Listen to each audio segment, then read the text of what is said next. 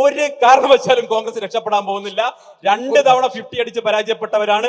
3-ാം തവണ 50 പോലും കിട്ടില്ലെന്ന് പറയുന്നത് നിങ്ങളുടെ തന്നെ നേതാവ് മമതയാണ്.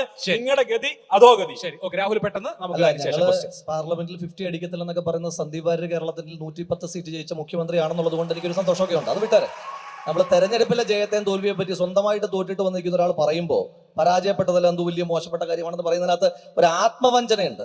സംഘപരിവാറുകാരന് ആത്മവഞ്ചന ഇടപെട്ടില്ല. മാന്യത കാണിക്കുക, സംസാരിക്കട്ടെ. പിന്നെ അദ്ദേഹത്തിന്റെ വാദം അവസാനിപ്പിച്ച് എങ്ങനെയാ? പറ്റുമെങ്കിൽ വി ഡി സതീശനെ തൂക്കിക്കൊള്ളണം. കാരണം എന്താ, പുസ്തകം വായിക്കാറുണ്ട്. ശരിയാ, പുസ്തകം വായിച്ച സംഖ്യയാകാൻ കഴിയില്ല, വലിയ പ്രശ്നമാണ്. എന്ത് ചെയ്യാൻ പറ്റും സാർ? ഈ രാജ്യത്ത്, പ്രത്യേകിച്ച് കേരളത്തിലെ, ഇപ്പം താങ്കൾ കുറേ കാര്യങ്ങൾ ഇങ്ങനെ പറഞ്ഞല്ലോ.